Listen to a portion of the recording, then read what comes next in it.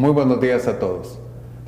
Sean bienvenidos a la 76ª edición de su programa Al Pie de la Cruz, un programa sobre doctrina social de la Iglesia, es decir, el encuentro entre las realidades temporales y el Evangelio de nuestro Señor Jesucristo, para que a través de esta relación, de este conocimiento, podamos tener una visión creyente de la realidad y poder transformar nuestra sociedad salvadoreña para mayor gloria de Dios y para el bien común.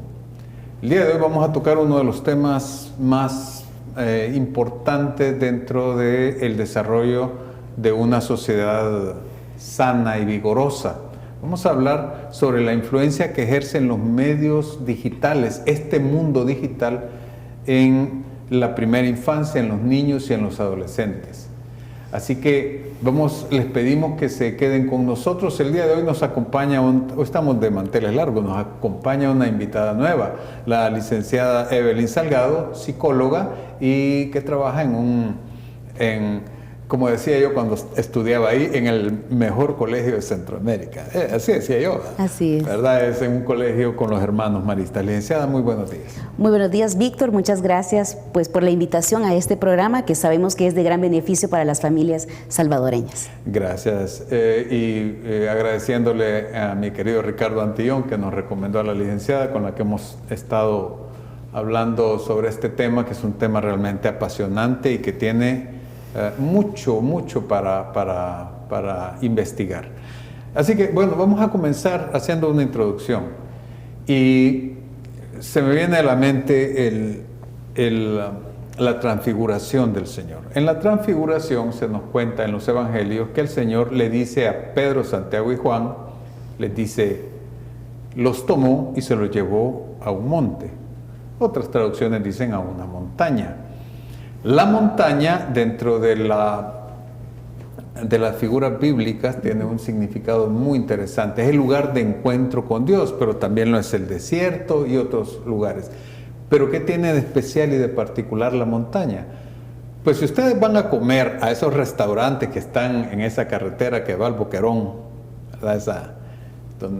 Donde desde el volcán de San Salvador ustedes miran para abajo, ustedes están comiendo y ustedes tienen una sensación muy bonita, ¿verdad? El ver el paisaje a uno le abre la mente, le abre ese espíritu que tenemos tan apagado, ese espíritu de contemplación. Al contemplar esas escenas, uno se siente bien. Y elevamos nuestra mirada. Y eso es bien importante, elevamos nuestra mirada. En esa misma pericopa de la transfiguración, Dios Padre se manifiesta y dice, este es mi Hijo amado, escúchenlo. Ese no es una recomendación, es un imperativo divino. Por lo tanto, no solamente de elevar la mirada, de elevar el espíritu humano, sino también de saber obedecer a aquel que quiere lo mejor para nosotros. Sin embargo, licenciada, escuchaba yo a su eminencia, el cardenal Rosa Chávez, en estos días haciendo en la homilía una reflexión sobre el tema, y él decía que estamos en la cultura de los agachados. Lejos de elevar nuestra mirada, estamos inclinados. Miramos hacia el celular, miramos hacia los dispositivos electrónicos y ya escuchamos y obedecemos muchas veces lo que ahí encontramos. No estamos satanizando ni demonizando los medios digitales, porque el mundo digital es un medio que el uso depende de cada quien. Entonces, obviamente la falta de criterio de los niños y de los adolescentes los toca más personalmente. Entonces, con respecto en el caso específico suyo, ¿cómo podemos hacer una introducción a este tema de este mundo digital al cual tienen que exponerse desde muy temprana edad nuestros niños y adolescentes? Bueno, muchos de nuestros niños y adolescentes salvadoreños, y no solamente podemos hablar de nuestros jóvenes salvadoreños, sino que también a nivel del mundo, están inmersos en este mundo digital. Y esto ha generado pues que muchas personas profesionales en el área de salud quieran investigar cuáles son pues las influencias o las consecuencias de esto. Y esto obviamente son imágenes muy notorios en todos los lugares. Usted puede ir, por ejemplo, al súper, usted puede incluso ver personas que están manejando y utilizan el celular. Imaginémonos los niños también, que son los que estamos en este momento dialogando, ¿verdad? Que ellos, en vez de trabajar en un cuaderno, ahora utilizan lo que es su teléfono. Entonces, ante eso se han visto diferentes estudios, investigaciones que nos alarman no solamente a los educadores, sino que también a los padres de familia. Y dentro de eso llama la atención que hay mucha influencia en 3 áreas que me gustaría como compartir. La primera es la parte de cómo ellos piensan. El pensamiento que tienen nuestros estudiantes hoy en día ya no es como la de hace unos 15, 20 años. Ahora es un pensamiento como de trabajar no tanto al esfuerzo, sino que tengo, en este caso, pues las redes sociales para poder interactuar con los demás. En otra es un cambio que tenemos en la forma de cómo ellos se relacionan. Ya no es una relación cara a cara como lo que tú estás mencionando, sino que ahora es a través de un dispositivo. Asimismo, también se está viendo un cambio en cómo ellos aprenden, que es como el aspecto más notorio en lo que sería el proceso de enseñanza-aprendizaje. Estas diferentes etapas en la psiquis de un niño moldean su carácter, pero lo hacen de una forma aislada o dentro de un contexto familiar. ¿Cómo la familia entra en todo esto? Bueno, las familias tienen que estar muy conscientes que incluso yo lo veo en el día a día, ¿verdad? Que incluso a los niños más pequeños se les da un celular, ¿verdad? Porque es una forma también de que mientras mi hijo está ocupado, está tranquilo, yo estoy haciendo las demás cosas del hogar. Incluso debemos de reconocer, ¿verdad?, que no tampoco tenemos que ver como un lado negativo los medios digitales, que gracias a ellos, cuando fue el tiempo de pandemia, fue el único medio que nos permitió a los educadores poder enseñar. Y obviamente fue un desafío también para los maestros, que todo ese tiempo fue un aspecto tradicional de estar solamente en la pizarra y tener una parte de la presencialidad con ellos. Entonces, ¿cuál es el papel de los padres? Obviamente tiene que ser la supervisión, el acompañamiento y sobre todo el darse a la tarea de saber conocer cuáles son el mecanismo de comunicación que tienen sus hijos, a qué espacios también acceden y cómo también esto no genera esa dificultad en la dinámica familiar también de ellos, al uso de lo que serían los medios tecnológicos. Uno de los principios que rigen la lógica es el principio de identidad, ¿verdad? Se puede resumir con la famosa frase: las cosas son lo que son y por eso hacen lo que hacen. Entonces, la forma en la que los niños se perciben puede de alguna manera distorsionar su identidad frente a ellos mismos. Pueden ellos empezar a generar ideas raras en su cabeza que van, dijéramos, en contra de su propia naturaleza, de su identidad como seres humanos, me refiero. A la falta de acompañamiento y de supervisión también de los padres de familia, los chicos acceden a estos medios. Y puede ser una información que incluso no es científica o no es una información también válida para todo este proceso formativo de ellos. Y ellos es ahí donde empiezan a socializar, empiezan a trabajar la parte de la identidad, que no estoy diciendo que no haya ciertos recursos que pueden ser válidos también para esta formación, pero que no se le da esta parte de los valores, la parte también de la formación, de lo que es su etapa de desarrollo. Entonces hay mucha información que es un bombardeo que ellos tienen y no hay como una claridad de cómo podremos ir formando la personalidad, de cómo vamos a poder trabajar los valores y de lo que sería en esta parte de lo que es la personalidad, que la personalidad obviamente tiene que ir con el acompañamiento de los padres de familia, que es indispensable, y también de lo que son los educadores. Se presta mucho a manipulación. Vemos, por ejemplo, y repito, no estamos satanizando ni estamos demonizando nada, es un medio, y una pistola puede servir para matar un animal que quiere hacerle daño a un hijo de nosotros o para ir a asaltar un banco. O sea, la pistola no es la mala, es la intención con la que se usa la pistola. Ahora, los medios digitales han tenido un crecimiento exponencial extremadamente acelerado, rampante, y no ha dado tiempo de ajustar muchas cosas a nivel familiar. Si a eso le sumamos otros factores, licenciada, como por ejemplo el hecho de que muchos padres de familia ya no están en la casa, ¿verdad? El hecho de la migración, todo eso obviamente incide en la en los medios que el niño tiene que tener a su alcance o los que él puede tener a su alcance, y esto me imagino que debe verse usted como educadora, debe verlo muy claro en los alumnos. Sí, el día a día, cuando se habla con los papás, ellos tienen un ritmo de vida muy acelerado. Y al tener ese ritmo acelerado es bien difícil para ellos darle un acompañamiento o la parte de lo que es la supervisión. Y la mayoría de las familias, me imagino que cada una de los que están pues, en este programa dirán cuánto tiempo yo invierto en mis hijos. Entonces, cuando ellos llegan a casa, pues es una rutina muy acelerada porque tenemos que hacer todas las responsabilidades que corresponden al hogar. Entonces, cuando es la parte educativa, se supone y se cree que en el horario de la tarde ellos han cumplido con sus tareas. Entonces, es ahí donde tenemos todas esas entrevistas y todas las intervenciones desde lo que es la escuela, lo que es el colegio, donde vemos que son niños que durante la tarde no ha habido una supervisión. Entonces, ¿qué pasa? Ellos mucho del tiempo que ellos invierten no es en la tarea, es justamente lo que es los juegos, los famosos videojuegos, la parte de la tablet, el teléfono inteligente, y muchos de los padres me dicen, lamentablemente tenemos la dificultad de que mi hijo se ha hecho adicto a lo que es el celular, ¿verdad? Y cuando tenemos este diálogo de decir, bueno, vamos a tener que hacer un horario para lo que son las tareas, el tiempo también familiar, está esa disyuntiva del menor, del niño o también del adolescente principalmente, que ellos dicen, yo necesito también un tiempo personal, pero ese tiempo personal lamentablemente lo estamos viendo a través de un dispositivo. Entonces la interacción de las familias que antes se hacía, no estamos hablando que es negativo, los medios digitales, está haciendo cada vez más que los niños o los jóvenes lleguen a sus habitaciones, lleguen a sus cuartos y pasan permanentemente en lo que sería esa red social. Es ahí donde socializan, se comunican, investigan y no hace esa parte del diálogo que tienen con las familias. Hablábamos con ella, yo le decía, el tema es extremadamente complejo, tiene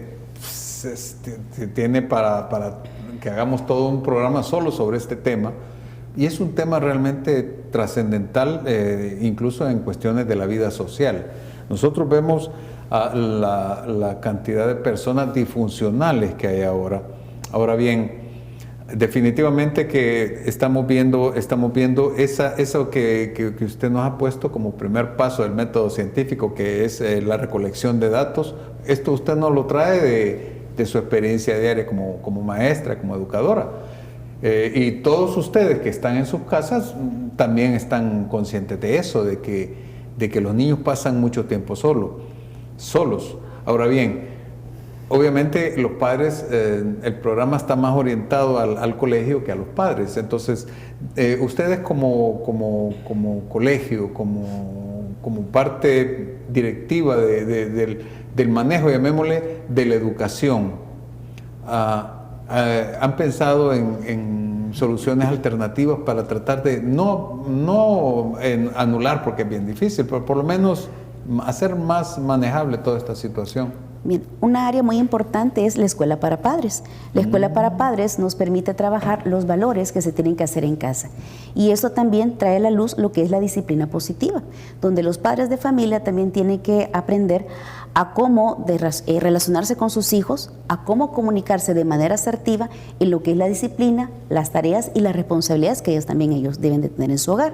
Sin duda es un desafío grande, ¿verdad? Porque si bien la escuela de padres puede ser solamente una vez al mes, que puede suceder en los diferentes centros educativos, el trabajo es desde lo que es la casa todos los días.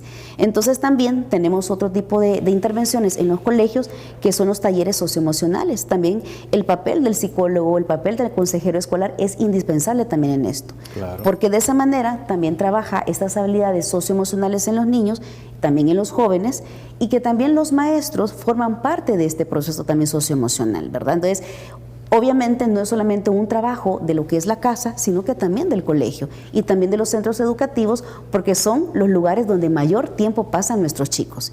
Entonces, aquí el acompañamiento tiene que ir siendo no solamente de una parte cognitiva, sino que también cómo nuestros estudiantes sienten el diálogo, digamos, de una situación, de una resolución de conflictos, cómo manejo el estrés, cómo manejo también las situaciones que me están pasando en el día a día.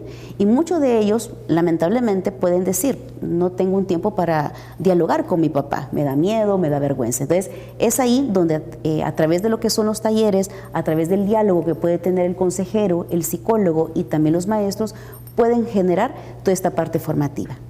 Excelente. La formación no solamente es en el aspecto cognitivo, hay varias cosas antes de irnos al corte que vamos a aclarar. Primero, y eso lo hemos dicho siempre, la escuela, el colegio es ayuda, es una ayuda para el hogar, no lo sustituye para nada. De hecho, las mismas leyes se han asegurado de que eso sea así, ¿verdad? Así es. Porque hoy a los maestros pues se les ha quitado esa, llamémosle, patria potestad que durante mucho tiempo tuvieron, ¿verdad? Lamentablemente. Ahora bien, todo esto evidentemente hay que darle la importancia que es debida. Y la licenciada, y con eso vamos a comenzar en la segunda parte, habló de una palabra que ya casi es mala palabra, que es disciplina, ¿verdad? Habló de disciplina positiva. Vamos a tocar el tema en el segundo segmento sobre cómo podemos nosotros ayudarle a nuestros hijos a que estos elementos sean una extensión natural. La frase es un poquito complicada, pero es válida, una extensión natural de los valores propios del hogar. O sea, en teoría, el uso del celular es un reflejo de la clase de familia en la que se vive, ¿verdad? Una familia disfuncional pues va a generar muchos problemas de este tipo. No se vayan, en un minutito regresamos con todos ustedes.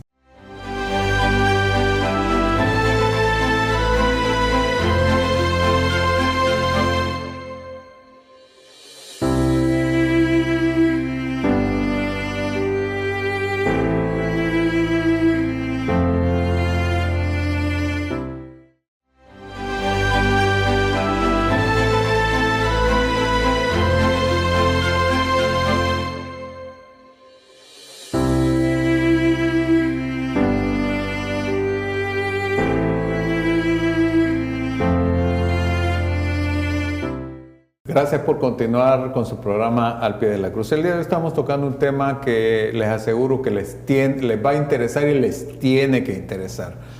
Porque la salud mental de nuestras familias hoy está siendo alterada por unos medios que hacen que los niños ya ni siquiera jueguen. Yo, bromeando con la licenciada, le decía, hoy los muchachos, en vez de levantarse temprano a ver un amanecer, se levantan a las 9 de la mañana y ponen en Google amanecer y ya buscan el que más les gusta. Ya no digamos el patio del colegio. El patio del colegio que tiene que ser, es el punto de reunión y es el verdadero punto de sociabilidad. Usted mencionó esa palabra, de sociabilidad. Hay incluso que obligarlos a que jueguen, licenciada. Sí, definitivamente. El tiempo del COVID sé que ha generado muchas consecuencias en el área de salud mental. Y sabemos de que pues, los medios digitales siempre van a estar y eso tenemos que estar muy conscientes. En los recreos, cuando ellos llegaron a la presencialidad, veíamos un gran número de estudiantes que estaban prácticamente sentados en lo que era pues, su pupitre, estaban también en los patios de la institución y pues solamente con el celular. Entonces generaba en los maestros que pues teníamos que quitarles el celular, que fue un tema bien complicado también que nosotros teníamos en el colegio, pero se les animaba que teníamos que volver a esa normalidad, a una nueva normalidad. Y esa nueva normalidad nos generó también como buscar juegos, buscar algo que pudiera motivar a los niños, motivar más a los jóvenes a poder jugar, a volver a lo que era el deporte, a lo que era la parte de los juegos, la parte lúdica, para poder evitar esto de lo que eran los dispositivos. Obviamente para ellos era más interesante toda esta parte de los estímulos que tenían en el celular, pero teníamos nosotros tener el reto de decir cómo motivo a este niño para que él vuelva a jugar, cómo puedo motivar a ese niño a que pueda ver también la pizarra, pueda también trabajar, puede tener el trabajo colaborativo y poder socializar, no a través de una pantalla, sino que a través del contacto de un juego, a través de una dinámica y lo demás. Del contacto humano. Fíjense que hablando siempre del hogar, un día vi un anuncio bien interesante, que un restaurante en Australia ofrecía un 10% de descuento a todos sus clientes si al entrar dejaban todos los celulares en una cesta para que la gente platique. Hoy vemos ustedes en sus casas, estamos comiendo todos y de repente cada quien en su mundo. Ese aislamiento definitivamente no es bueno, licenciada. No es bueno porque incluso, como mencionaba pues en el segmento anterior, muchos de los estudiantes pueden pasar mayor tiempo en su celular y no tienen ningún diálogo con nadie. Entonces, cuando tenemos esta parte de una comunicación que él pueda tener, por ejemplo, un afrontamiento de un conflicto, cómo resolver, digamos, una problemática diaria, ellos no saben qué hacer. ¿Por qué? Porque ellos han permanecido durante mucho tiempo, lo que es un tiempo solitario, a solamente ver, a no solamente el poder observar, sino que decir, no me interesa lo que está pasando allá afuera, sino que estoy bien desde mi cuarto, desde mi habitación, y no tengo que estar, digamos, saliendo de mi estado de confort. Entonces, eso también genera también estados emocionales donde hemos visto situaciones de ansiedad, situaciones también de depresión, aislamiento, ¿verdad? Que a la hora de, digamos, de hacer un trabajo en equipo, hay muchos jóvenes que, por ejemplo, evitan esta parte del contacto social. Del contacto humano. Contacto humano, así es. Fíjese que, vaya, yo le comentaba que yo tengo hijos médicos y, por ejemplo, a mí me sorprendió mucho que las nuevas leyes impiden, por ejemplo, en el caso de los residentes en el área de ginecología y obstetricia, el tocar a las pacientes. Si la mujer ha llegado precisamente para que la atienda y tiene ella que consentir hasta que se le atienda. Entonces, muchas veces las leyes tienen un efecto realmente poco práctico. En educación también es el caso, no vamos a referir a alguna ley en particular, pero de alguna manera también se le amarra al maestro. Por ejemplo, imagínese usted, nos acaba de mencionar un caso que se da en muchos colegios. Claro. Si usted le toca el celular a un niño, los papás le pueden poner su demanda, pueden acusar al colegio ante las autoridades. Ahora bien, yo le quería preguntar por la contraparte, exactamente eso. Los padres de familia, usted nos mencionó escuelas de padres, pero muchos padres de familia se vuelven realmente adversarios de los maestros, en la defensa, así, entre comillas, de sus propios hijos. Sí, porque ahí es donde tenemos que tener mucha claridad que lo que podemos nosotros sugerir o recomendar en lo que es, digamos, el acompañamiento de los niños y los adolescentes, hay padres que por la sobreprotección o por el hecho de decir los derechos también de mi hijo, que no quiero que se vulneren, no estamos permitiendo toda esta parte formativa. Entonces, ¿qué pasa, verdad? Hay estudiantes que pueden tener mucha parte, digamos, de permisividad en ciertas cosas, ¿verdad? De lo que son los dispositivos tecnológicos, lo que no hay un establecimiento de reglas y de límites, y cuando llegan a las instituciones es donde tenemos ese choque, ¿verdad? Entonces, aquí lo importante es cómo los padres de familia con la institución puedan llegar a una triangulación, pueden llegar a un acuerdo y un trabajo también en equipo, para que no haya una disonancia en lo que se pide en la institución educativa frente a lo que los padres de familia trabajan también en sus hogares. ¿Cómo entra aquí la disciplina positiva? La disciplina positiva no es como en el tiempo de hace muchos años, ¿verdad? De que muchos de los padres, cuando se dialoga de lo que es la disciplina positiva, me dicen, ¿y eso qué es? A mí me enseñaron el método de lo que era, pues, algunos me dicen el cincho o que me hablaban fuerte. Obviamente ya no podemos trabajar eso. Ahora la disciplina lo que nos invita es a trabajar los valores, lo que es el aspecto del respeto que también tenemos que tener. Y no solamente estoy hablando del respeto que es dirigido hacia los niños, sino que también el respeto que tienen que ser los niños, los jóvenes, hacia lo que son las figuras también de autoridad.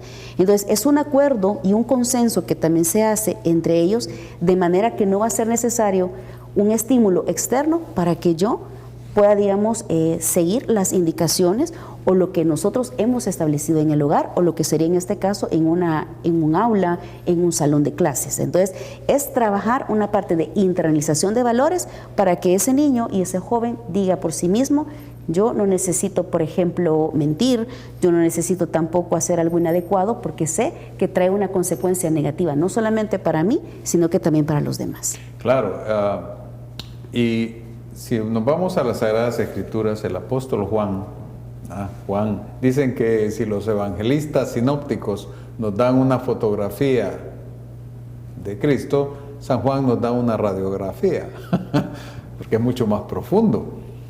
Y en la primera carta dice, no amen al mundo ni lo que hay en el mundo.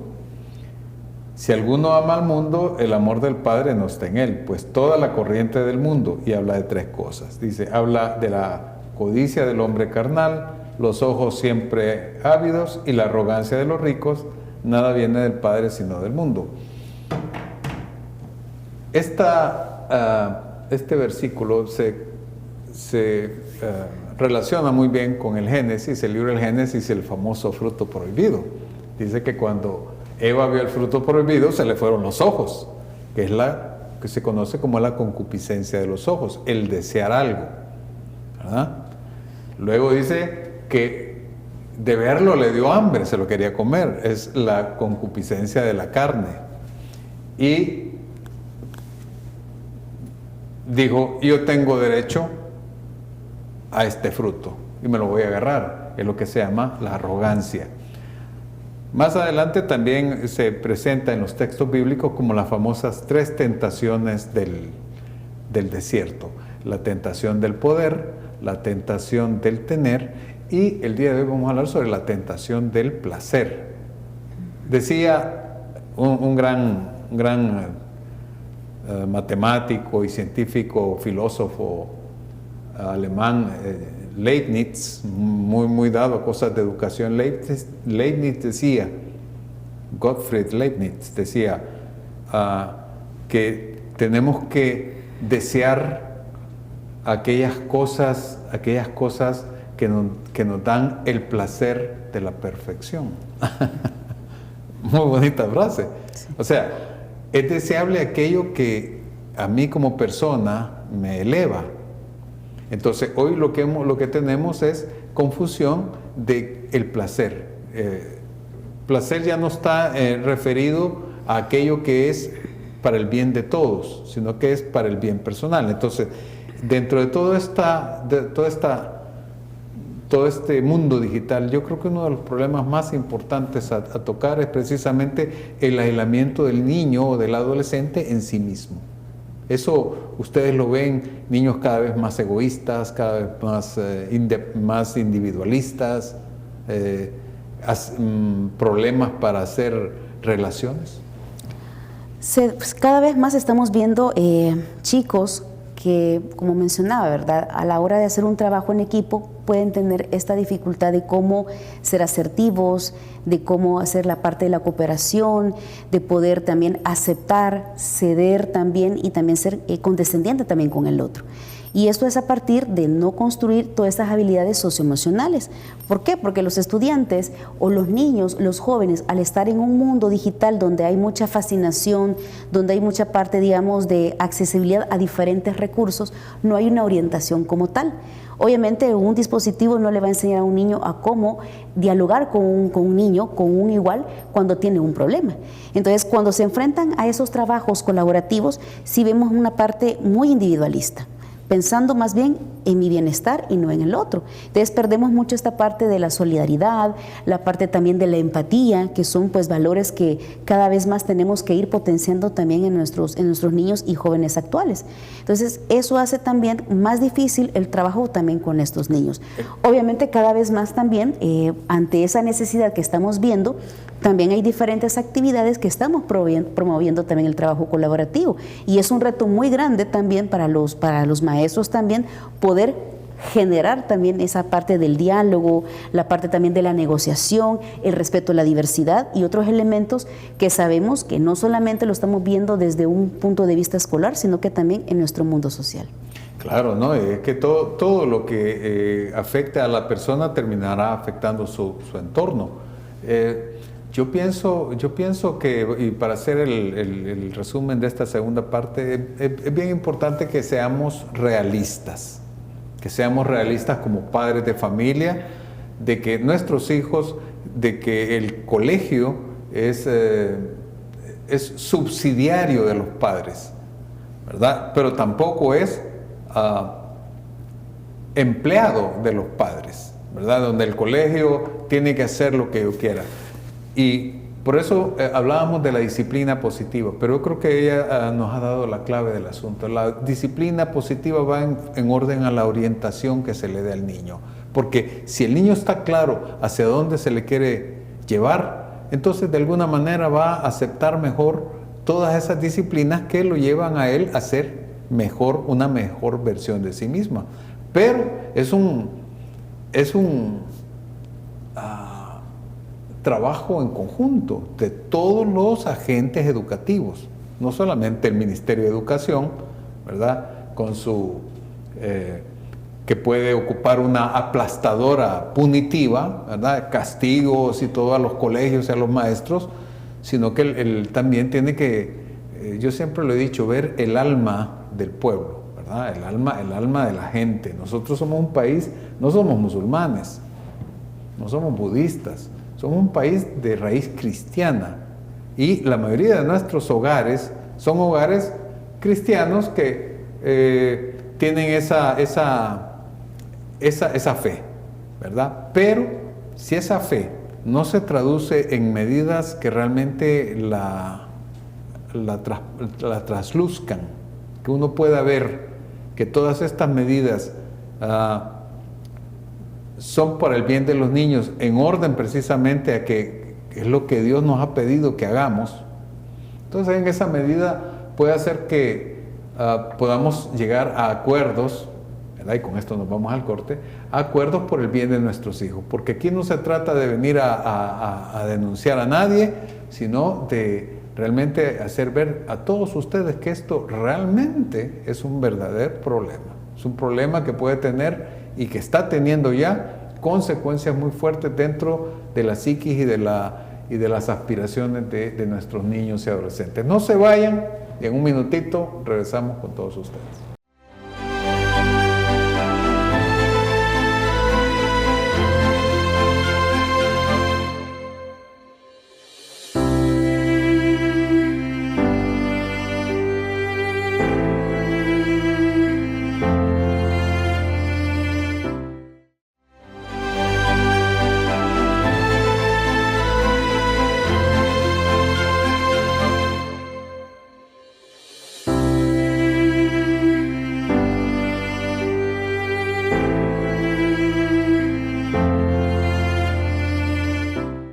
Gracias por continuar con su programa Al Pie de la Cruz. Ya vieron que tenemos un tema muy delicado, muy interesante, que a todos nos afecta. Creo que no hay una sola persona en este país que no perciba en su propia carne los efectos de esta cultura digital, que tiene un fuerte sentido, un fuerte sabor lúdico, ¿verdad? Entretenimiento. Decía uno de mis grandes favoritos,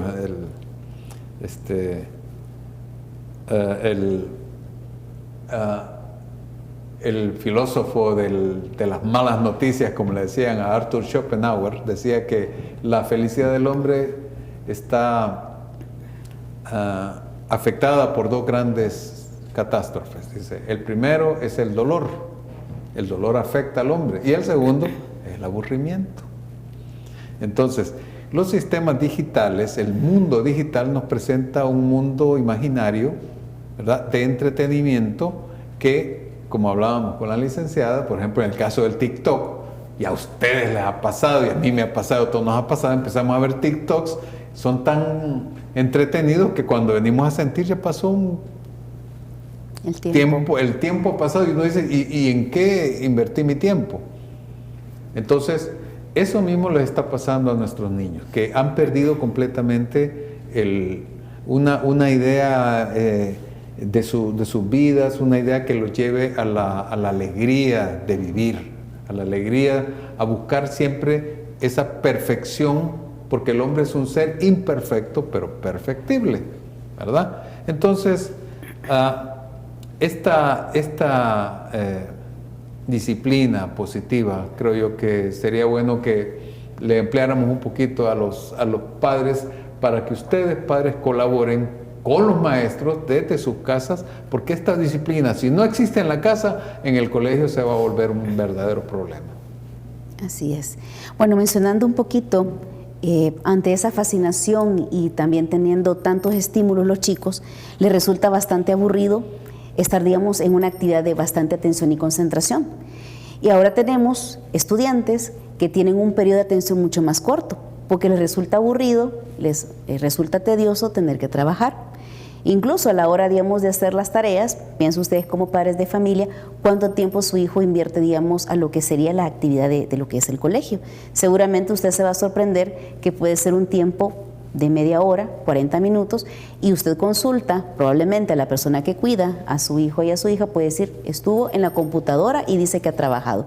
Y no es que haya trabajado en la actividad escolar, justamente ha estado 2, 3 horas justamente con toda esta parte de las redes sociales. El TikTok, que sin duda alguna genera como un embotamiento, pienso yo, en todo lo que es la población, no solamente para los niños, sino que también para todas las personas que tienen acceso a esta red social. Entonces, definitivamente, esto genera que cada vez más tengamos que generar un aspecto más creativo y más innovador también para lo que es el trabajo escolar, y que los padres de familia también tienen que generar espacios también de mucha motivación, de mucha interacción, para que sus hijos no estén constantemente con esta parte digital. El déficit de atención es notorio. Sí. Con los estudios incluso de bastantes psicólogos se ha ido identificando un mayor número de niños con problemas de déficit de atención. Es mucho más marcado. Igual manera se ha visto más niños con problemas de lenguaje, problemas del habla también, problemas de psicomotricidad fina y gruesa. Ahora los chicos, por ejemplo, como tenemos la computadora, ya no es como antes, que teníamos toda esta parte de la escritura, que teníamos una revisión constante, ¿verdad?, en lo que era pues en nuestras aulas. Ahora sabemos de que la misma computadora te ayuda a tener la parte de la ortografía. Eso nos tiene que ir generando también a nosotros como padres de familia qué hacer también al respecto, porque todo, como les vuelvo a mencionar, los ordenadores, los dispositivos le dan un acceso a toda la información de sus hijos, y eso hace que las tareas puedan ser a través, como yo les digo a ellos, a San Google. Reviso la información que me han pedido, por ejemplo, una determinada actividad, lo tengo, copio y pego. Entonces, ahí es importante que nosotros como padres de familia tengamos que supervisar y ver la parte de lo que es la investigación, la parte de lo que es el pensamiento crítico, analizar también con mi hijo, en este caso, qué es lo que vistes en clase, qué es lo que te llamó la atención, y ver también la parte social, que también estamos viendo que muchos de nuestros estudiantes no lo están teniendo. Estamos teniendo una crisis de pensamiento débil, ¿verdad? O sea, los niños ya no yo me acuerdo, yo siempre he sido un fanático de Quino, Joaquín Lavabo, ¿verdad? El tipo era un genio. Y hay una caricatura donde está Guille, el hermanito de Mafalda, y le está preguntando ¿por qué? ¿Por qué? Y Mafalda le decía tal cosa, ¿por qué? ¿Por qué? Hasta que al final le grita, ¿por qué? Viene ella y le acaricia el pelo a su hermano y dice, tan joven y ya candidato a los gases lacrimógenos. ¿Por qué? Ese por qué se está desapareciendo porque ya no hay diálogo. Ya el padre de familia, y esto se lo digo a ustedes como una advertencia, el padre de familia cede su puesto a internet y después cuando quieran retomarlo, el hijo ya no lo puede escuchar. Eso también es un fenómeno muy triste que tenemos hoy en día, que los padres de familia dejan de ser la referencia, tal vez originalmente en términos de conocimiento, pero después dejan de ser referencias incluso en términos de moral, licenciado. Ya ni siquiera, ya es los medios, las redes sociales las que les dicen qué es bueno y qué es malo. Ya son sus cantantes favoritos de reggaetón los que les dicen qué tienen que hacer y qué no tienen que hacer. Por eso hablamos al principio del programa de la referencia última para el cristiano, que es la frase imperativa de Dios Padre hacia nosotros. Este es mi hijo amado, escúchenlo. Si ustedes padres de familia no tienen tampoco vida espiritual, no le pidan peras al olmo, ¿verdad? Entonces, por ejemplo, sé que en los colegios maristas, en los colegios salesianos, se ha acostumbrado mucho las misas en los colegios. Así no es. sé si todavía... Estamos reiniciando la parte, digamos, de las misas en el colegio. Sí, estamos retomándolo. Es bien importante, porque hemos hablado del aspecto cognitivo, hemos hablado del aspecto emocional y no podemos dejar de mencionar el aspecto espiritual. Son los tres grandes ejes sobre los que tiene que construirse la la personalidad de nuestros hijos. Porque yo creo que todos queremos hijos exitosos, pero también tenemos que definir eso. Hijo exitoso no es hijo que tenga dinero, que hace su cuenta se hace youtuber y hace locuras y así gana dinero, sino que exitoso en el sentido de que a través de una vida en la que él practique la integridad, él pueda llegar a ser feliz. Yo creo que ese es el éxito más grande que uno puede tener en la vida, ser feliz. Así que yo pienso de que también ese es algo en lo que los colegios trabajan mucho. Los maestros trabajan en tratar de introducir en sus educandos el concepto fundamental de integridad, niños íntegros. Así es. Y esto pues justamente nos hace también darle una gran importancia a todo el trabajo que también se hace de un acompañamiento, ¿verdad?, que hacen los maestros, el acompañamiento también que se solicita también a los padres de familia, no solamente en la parte académica, sino que también justamente en la parte emocional, en la parte de la práctica también de los valores y cómo también generamos en nuestro hijo toda esta parte de la responsabilidad, claro, el asumir también consecuencias, cómo también ser asertivos, poder también tomar decisiones con la claridad de que toda consecuencia que yo tengo es a partir de mis decisiones. Entonces, justamente en toda esta parte también de la educación en valores, de toda la parte de pastoral que también se hace en las instituciones también educativas, fortalece toda esta parte que estamos mencionando. La formación de valores, la formación también de un sentido crítico y también la parte de poder reconocer que no solamente tengo que pensar en mi bienestar, sino que el bienestar también de los demás y también un bienestar también social. Claro, el bien común. De hecho, uno de los 7 principios de la doctrina social de la Iglesia es el principio del bien común. O sea, si mi señora madre es maestra, ella me decía que en El Salvador ser maestro es un apostolado. Es una vocación. Saludos a mi mamá. Ella, normalista, ¿verdad?, de hace muchos años, tenía eso. Tenían una disciplina propia de la época, pero tenían claro esa función tan difícil del maestro. Antiguamente, yo por eso he insistido mucho, licenciada, de que están los actores educativos y a mí me consta que muchos padres de familia se vuelven en verdaderos enemigos de sus hijos al sobreprotegerlos o encubrirlos en sus villanías.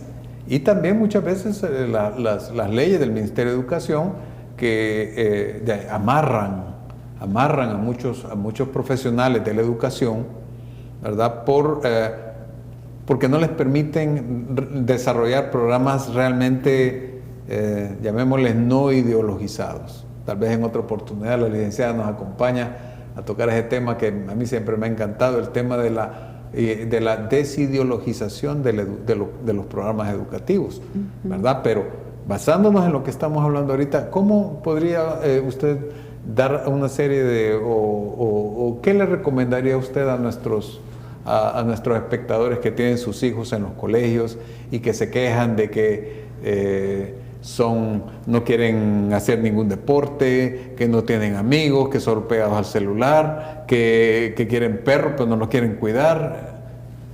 ¿Cómo podemos darles unos consejos para que ellos reaccionen que mucho de la solución a esos problemas están en la casa? Sí. Es importante el principio de la corresponsabilidad que nos dice la ley, pues Creciendo Juntos. Es decir, que es una responsabilidad no solamente de las instituciones educativas, sino que también una responsabilidad de los padres de familia. Entonces, obviamente usted dirá, ¿qué vamos a hacer ante todas estas situaciones que estamos pasando también con nuestros hijos? Primero, yo siempre le digo a los papás que no es la prohibición, porque ustedes saben que si le hacemos una prohibición, la psique del niño, la psique del adolescente es, voy a buscar otras alternativas para tener acceso a eso. Entonces, ¿qué tenemos que buscar? Buscar nuevas alternativas que puede generar la interacción de sus hijos, no solamente con el entorno, sino que también una interacción también con la familia. Y eso va a permitir trabajar la dinámica familiar que se ha perdido a partir de estos medios digitales. También no estoy diciendo que los medios digitales son malos. Si hacemos un buen uso de los medios digitales, podemos tener excelente información y recursos para poder potenciar un proceso, digamos, educativo, para potenciar un proceso también de formación que también nosotros tenemos. Asimismo, es importante trabajar las normas de la familia. Y las normas de la familia tienen que tener 3 elementos básicos. Uno es los valores. Los valores tienen que ser algo que usted en la familia tiene que cultivar. No es el colegio, no es una institución educativa que va a trabajar esos valores. Que puede darle un seguimiento a lo que usted hace en la casa, lo podemos hacer. Pero los valores es, primero, el respeto. El respeto hacia ellos mismos, el respeto también hacia los demás, el respeto a lo que es la dignidad humana. Y eso es lo que lamentablemente estamos viendo en diferentes redes sociales. Y son todos los problemas que seguramente muchos papás dirán, el acoso escolar, el ciberbullying y todo lo demás. Pero primero es trabajar los valores. Luego tenemos que trabajar los acuerdos.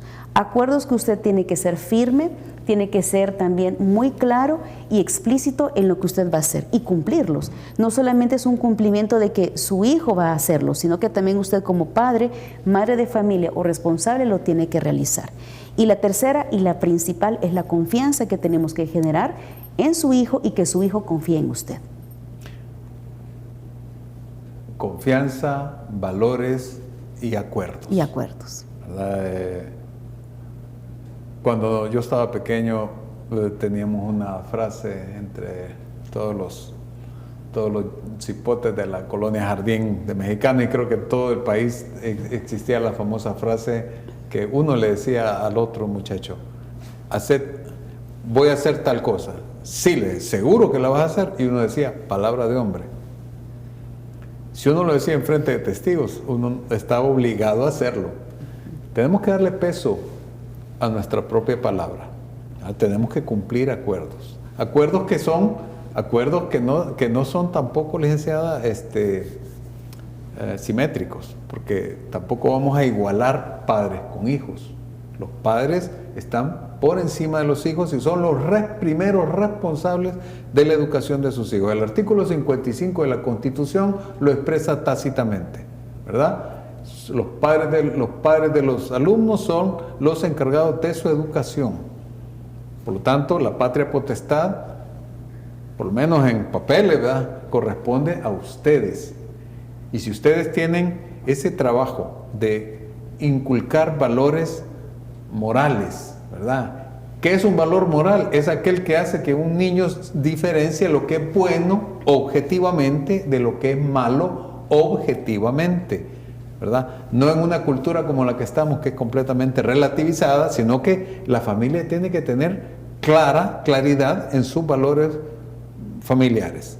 Segundo, hay que dialogar y llegar a acuerdos, ¿verdad?, y cumplirlos. Y tercero, nos decía la licenciada, el generar esa confianza que nace del amor, porque nadie quiere más a su hijo que el padre y la madre. Y después pueden venir todos los tíos y quien quiera, o el mejor amigo, pero no es así. Así que yo creo que el programa, como hablábamos con ella, nos vamos a quedar muy cortos porque el tema es increíblemente extenso y muy complejo, pero nos quedamos con eso, de que la calidad de educación también depende no solamente de los contenidos, sino que de todos los actores educativos, licenciada. Así es, no solamente tenemos que ver la parte de que ellos aprendan o la parte cognitiva, sino que justamente el desarrollo de la personalidad, el desarrollo de valores y también cómo fortalecer una salud mental en nuestros niños y también en nuestros jóvenes salvadoreños. Salud mental, podemos hacerle una recomendación, por ejemplo, el deporte. Ese es algo que está como medio olvidado. Así es, tenemos que retomar el deporte y las actividades lúdicas para poder tener esa parte de la creatividad, la innovación también en nuestros niños, el hecho de el descubrimiento, que es algo muy bonito que vemos en nuestros niños cuando están aprendiendo algo. Entonces tenemos que volver a retomar también esos espacios. Claro, yo me acuerdo cuando estaba pequeño y llegué a bachillerato, a tercer ciclo, yo sentía que había formado parte de la expedición del Apolo 11 cuando descubrí la raíz cuadrada. A mí el hacer o sea, el niño tienen que tener capacidad de asombro. De asombro. De asombro. Y yo siento, licenciada, que eso se ha perdido un poco a través de estos medios. Así es, con tanto estímulos. Hay que recuperar. Tenemos que recuperarlo. Hay que recuperar la capacidad de asombro. Así que no, el tiempo nos ha... Yo se lo advertí a la licenciada, como es su primer programa, yo le dije, mire, no va a sentir cuando ya terminamos, porque no se siente. Y se va a dar cuenta de que de las 100 cosas que nos propusimos, pues habremos llegado a la tercera, porque es un tema realmente a mí me preocupa mucho. A mí me preocupa mucho porque yo veo la calidad de vida que están teniendo muchos muchachos. Vecinos míos que a temprana edad ya andan en drogas, ¿verdad? Niños que 11, 12 años y ya tienen el vicio de la pornografía, ¿verdad? Niños que le faltan el respeto a su mamá, obviamente se lo van a faltar a cualquiera. Entonces, todas estas cosas negativas no dependen del medio, sino del mal uso que hagamos de los medios. Así que bueno, licenciada, agradeciéndole nuevamente su gentileza de acompañarnos en este tema, no sé, algunas palabras de despedida para nuestros espectadores. Pues esperamos que este espacio haya sido de gran utilidad para ustedes. Confiamos de que ustedes con esta parte que hemos dialogado, ¿verdad?, permita pues negociar también con sus hijos, no verlo como un aspecto negativo los medios digitales, veámoslo también como un recurso adicional en el proceso de aprendizaje también de sus hijos, pero lo más importante es el acompañamiento, la supervisión y la confianza que vamos a ir logrando también con sus hijos y también con sus hijas. Excelente, gracias, licenciada. Y recordemos eso, ¿verdad?, de que no vamos a venir a ponerle etiquetas a las cosas. Los medios digitales son muy buenos. De hecho, este programa va a pasar por un medio digital. Así es. ¿Verdad? Sino que no está en el uso, sino en el abuso. En el abuso o en el uso malintencionado de una herramienta. Esto es una herramienta. Los teléfonos celulares, las computadoras son herramientas, pero solo son herramientas en cuanto que sirven al niño, no en cuanto que el niño sirve a la herramienta, ¿verdad? Tenemos que evitar eso que se deriva en adicciones y ese tipo de comportamientos. Así que bueno, no podemos evitar que el reloj corra, ¿verdad? El día de hoy, pues eso sería todo por el programa de este día y les pedimos nuevamente que colaboremos con los medios católicos de difusión para que podamos seguir con este tipo de programas para, como decíamos, señor Romero, anunciar el Evangelio, pero también denunciar aquello que está mal y que pues va en contra del mismo hombre, porque todo esto, ¿verdad?, en la medida en que tenemos una infancia y una adolescencia corrompida por estas lacras de la prostitución, de la pornografía, de la violencia, todo eso, en esa medida también nuestro país pues va a ir en declive. Así que necesitamos recordar siempre la famosa frase del salmista, aquella que dice: prueben y vean qué bueno es el Señor. Así que por mi parte eso es todo. Los esperamos el próximo jueves, siempre a las 10 de la mañana, en su programa Al Pie de la Cruz. Tengan todos ustedes muy buenos días. Muy buenos días.